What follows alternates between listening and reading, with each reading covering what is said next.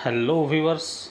Good morning to all of you, and welcome back again in my YouTube channel Learn Easily with Vijay Sir.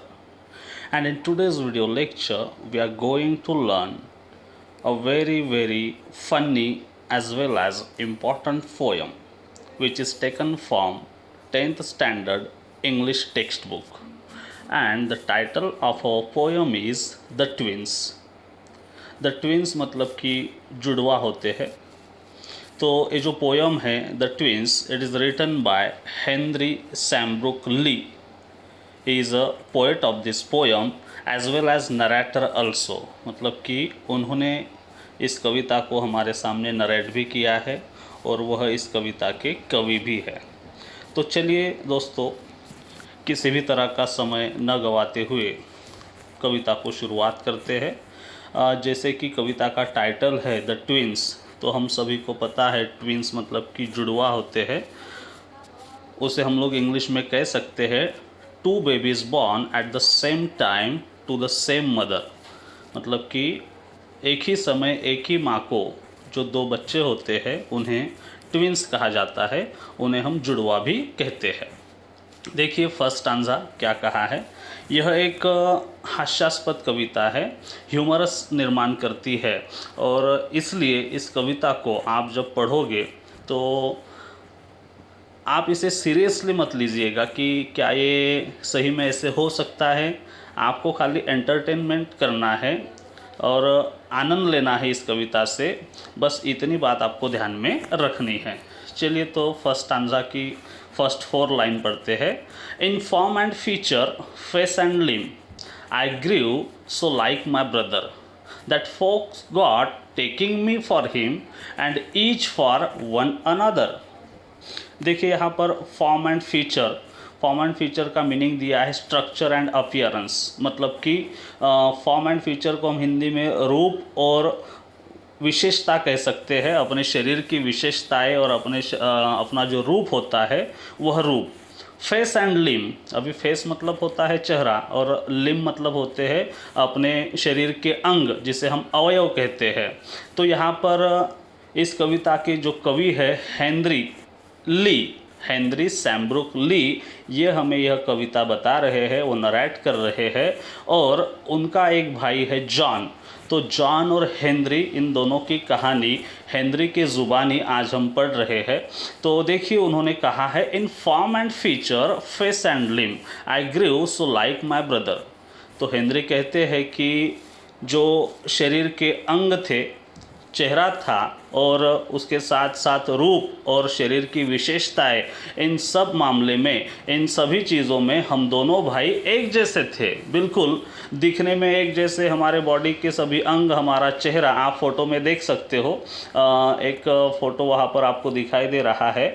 तो हम दोनों बिल्कुल हुबहूब थे क्योंकि वो ट्विंस ही थे। मोस्ट ऑफ ट्विंस जो होते हैं उनकी विशेषताएं, उनका चाल चलन, दिखना, वो सब एक जैसा होता है। तो यहाँ पर बिल्कुल सेम चीज़ है। हेनरी कह रहे हैं कि मैं और मेरा भाई, हम इन सभी मामलों में एक जैसे थे। That folks got taking me for him and each for one another. आगे की लाइनों में वो कहते हैं, फोक का मीनिंग होता है लोग, और टेकिंग का मीनिंग यहाँ पर है मिस्टेक, मतलब कि गलती से।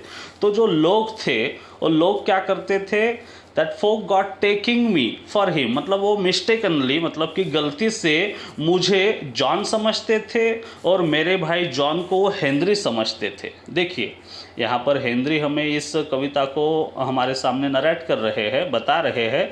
तो हेनरी कहते हैं कि मुझे जॉन समझा जाता था और मेरा भाई जॉन था तो उसे हेनरी समझा जाता था, मतलब कि इस तरह से ईच फॉर वन अनदर, मतलब कि आपस में हम दोनों के नाम भी वो बदल देते थे। तो इस तरह से हम दोनों दिखने में, चाल चलन, जो हमारे बॉडी के अंग थे, हमारी जो विशेषताएं थी, उन सब बारे में हम दोनों एक जैसे थे। और इसीलिए जो लोग थे वो भी गलतियां कर बैठते थे, मुझे जॉन समझते थे और जॉन को हेनरी समझते थे। चलिए फर्स्ट स्टांजा की बची हुई 4 लाइनों को पढ़ते हैं। It puzzled all over kith and kin, it reach a fearful pitch, for one of us was born a twin, yet not a soul knew which। देखिए आगे की 4 लाइनों में कवि हेनरी सैमब्रुक ली कहते हैं, it puzzle all over Keith and कीन, मतलब कि पजल का मीनिंग यहाँ पर होता है उलझन, जिससे हम हिंदी में उलझन कहते हैं। तो ये जो ट्विंस की उलझन थी, कौन हेनरी है कौन जॉन है, यह ऐसा नहीं था कि हमारे अगल बगल रहने वाले लोगों के बीच ही उलझन रहती थी, बल्कि हमारे जो रिलेटिव्स थे, रिलेटिव्स के लिए यहाँ पर कीथ एंड कीन यह वर्ड आया है। तो हमारे रिलेटिव भी उलझन में फंस जाते थे, वो कंफ्यूज हो जाते थे कि ये कौन सा जॉन है और कौन सा हेनरी है, मतलब इस तरह की उलझन उन्हें भी फेस करनी पड़ती थी।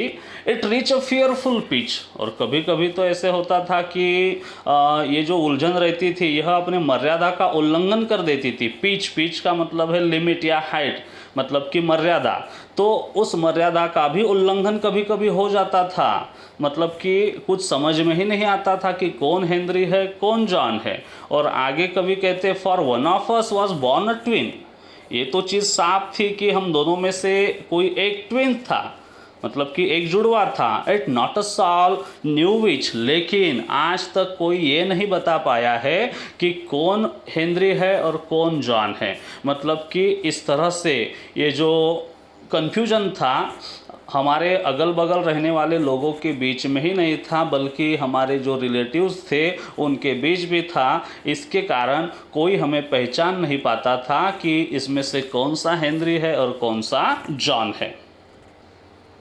चलिए अभी नेक्स्ट स्टांजा को पढ़ते हैं। देखिए नेक्स्ट स्टांजा में हेनरी सैमब्रुक ली हमें क्या बता रहे हैं।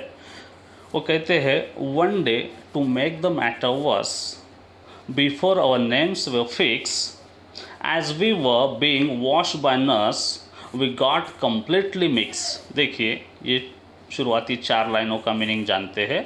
तो कहते हैं कि हम मतलब कि पैदाइशी अभी जुड़वा तो थे ही, अभी वो जो मैटर था जुड़वा का, जो कि अगल बगल वाले लोग और रिलेटिव कम्प्लीटली कंफ्यूज थे, तो वही कन्फ्यूजन अभी आगे बढ़ गया और बढ़ते बढ़ते किस हद तक गया है यह यहाँ पर बताने की कोशिश हुई है। वन डे, एक दिन की बात है, to make the matter worse, worse मतलब कि बिगाड़ना, मतलब कि इस स्थिति को और बिगाड़ने का काम हुआ, मतलब कि स्थिति और बिगड़ गई। किस तरह से बिगड़ी? Before our names were fixed, मतलब कि हमारा नामकरण होने के पहले, अभी सभी को नाम दिया जाता है, तो उनके नाम रखने के पहले की बात है। उस समय कम्प्लीटली ये जो मैटर था जॉन कौन और हेनरी कौन, ये तो तब तक क्लियर नहीं था, लेकिन नामकरण होने के पहले ही परिस्थिति बिगड़ गई थी। As we were being washed by nurse, जैसे हमारा जन्म हुआ और जन्म होने के बाद नर्स हमें नहलाने के लिए ले गई। वी गॉट कम्प्लीटली मिक्स, तो उस समय क्या हुआ, हम टोटली मिक्स हो गए एक दूसरे में, मतलब कि जिसे जो नामकरण देना था वह उस टाइम उस व्यक्ति को नहीं हो पाया, जिसका जो नाम पहले से डिसाइड करके रखा था वो शायद किसी और को दिया गया होगा, बस वही पूरी तरीके से मैटर अभी बिगड़ गया है। तो नर्स हमें नहलाने के लिए लेके गई और हम कम्प्लीटली मिक्स हो गए, जिसके कारण पूरी कंडीशन, पूरी परिस्थिति बिगड़ गई थी। देखिए आगे क्या कहा है, and thus you see by fate's decree और rather nurse whim My brother John got christened me and I got christened him। देखिए यहाँ पर हेनरी ली कहते हैं एंड दस, और इस तरीके से, यू सी आप देख सकते हो, by fate's decree, fate's decree मतलब कि यह नसीब का खेल या नसीब की ऑर्डर समझिए। और रैदर नर्स भीम, अभी नर्स भीम मतलब कि नर्स जो है जो कि नहलाने के लिए लेके गई थी, और भीम मतलब यहाँ पर होता है भ्रम, मतलब अभी ये नर्स का कन्फ्यूजन समझिए या फिर नसीब का खेल समझिए। क्या हुआ, हम दोनों कम्प्लीटली मिक्स हो गए। And my brother John got christened me, तो कहते हैं कि मेरा जो भाई है उसका जॉन नाम रखा गया, जो कि मेरा नाम रखने वाले थे लेकिन वह उसका नाम रखा गया। And I got Christian him, और मेरे भाई का नाम हेनरी रखने वाले थे जो कि मेरा नाम रखा गया। तो इस तरह से इसे आप नसीब का खेल समझिए या फिर उस नर्स का कन्फ्यूजन समझिए। इस तरीके से ये जो मैटर था वह पूरी तरीके से बिगड़ गया था, और जिससे हमें बहुत सारे प्रॉब्लम आगे फेस करने पड़ते थे। मतलब कि इसके कारण हमें ढेर सारी समस्याओं का सामना हमारे लाइफ में करना पड़ा और वो एक ही वजह थी कि हम दोनों ट्विंस थे। तो देखिए इस तरह से जो ये जो कविता है आपको बिल्कुल ही मतलब सीरियसली इसे पढ़ना नहीं है। यहाँ पर ह्यूमर पैदा हो रहा है, बस इसका आनंद लेना है और आनंद लेते हुए इस कविता को आपको पढ़ना है। तो इस तरह से दोनों भाइयों का नामकरण विधि पूर्ण हुआ था। अभी देखिए नेक्स्ट स्टैंजा में कवि हेनरी ली क्या कहते हैं। This fatal likeness even dogged my footstep when at school, and I was always getting flogged for John turn out a fool। देखिए थर्ड स्टैंजा की पहली 4 लाइनों का मीनिंग जानते हैं।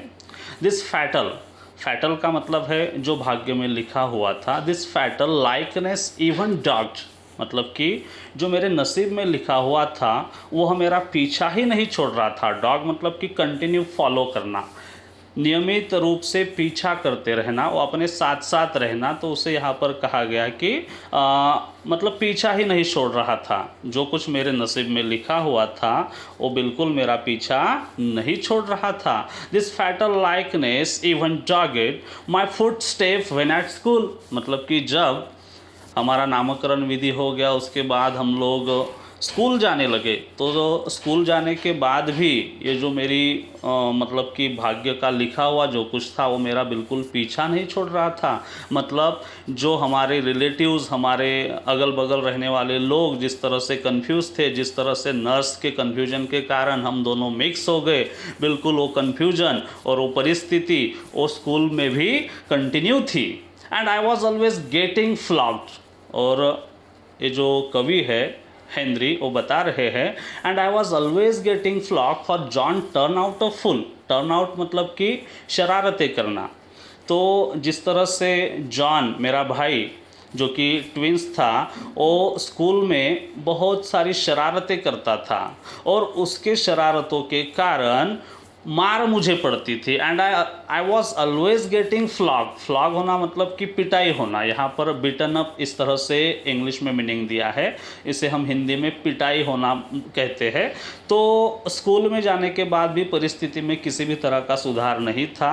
मेरा भाई बहुत सारी शरारतें करता था और उसके शरारतों की शिकार मैं बनता था।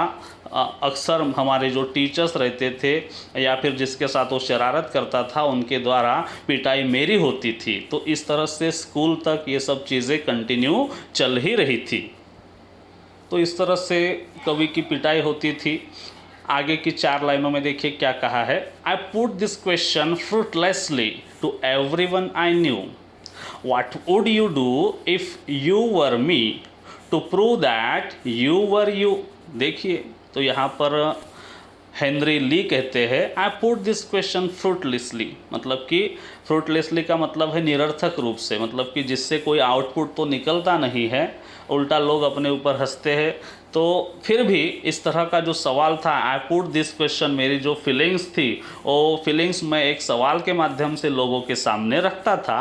I put this question fruitlessly to everyone I knew, जिसको मैं जानता था उन सभी को मैं ये सवाल पूछता था।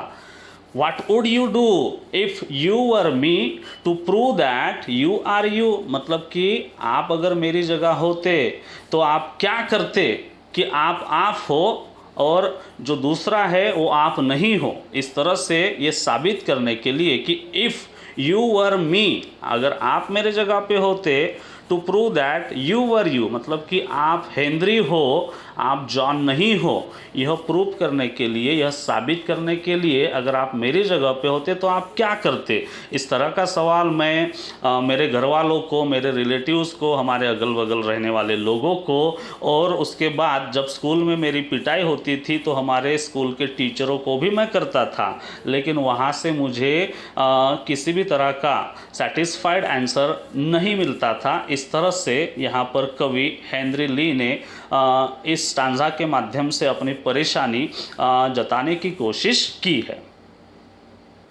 चलिए लास्ट स्टांजा पढ़ते हैं। लास्ट स्टांजा में इस कविता के कवि हेनरी ली क्या कहते हैं। Our close resemblance turn the tide of my domestic life, for somehow my intent bride became my brother's wife. देखिए, तो अभी तक हमने देखा था कि स्कूल में भी बहुत सारी ऐसी चीज़ें होती थी कि शरारत जॉन करता था और पिटाई हेनरी की होती थी।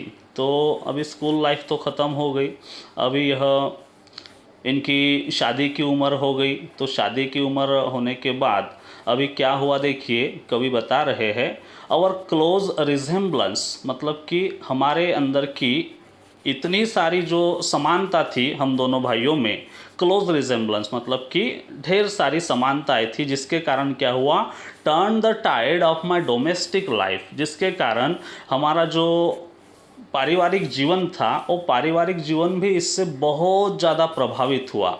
मतलब कि जिन समस्याओं का सामना हम हमारे लाइफ में करते आए थे अब तक, तो उससे हमारा पारिवारिक जीवन भी नहीं बच पाया, वहाँ पे भी हमें समस्याएं फेस करनी पड़ी। For somehow my intent bride became my brother's wife, मतलब कि जो लड़की, जो वधू मेरे लिए चुनी गई थी, उसकी शादी मेरे भाई के साथ हो गई। देखिए, दोनों में इतनी समानता थी कि पता ही नहीं चलता था कि कौन जॉन है और कौन हेनरी है।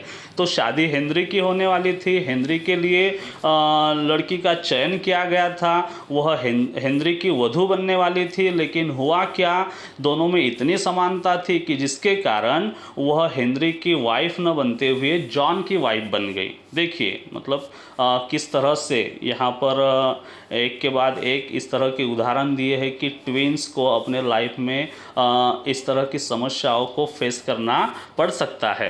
तो इस तरीके से यहाँ पर एक के बाद एक ढेर सारे ह्यूमर्स निर्माण करने की कोशिश कवि के द्वारा की है। मतलब कि आपको इस कविता को बिल्कुल ही सीरियसली नहीं लेना है, आप एक एंटरटेनमेंट के उद्देश्य से इस कविता को पढ़िए, बस यही आपके लिए ठीक होगा। देखिए नेक्स्ट लाइनों में कवि क्या कहते हैं, in fact year after year the same absurd mistake went on and when I died the neighbours came and buried brother John. देखिए लास्ट 4 लाइनों में कवि कहते हैं, in fact year after year the same absurd mistake went on.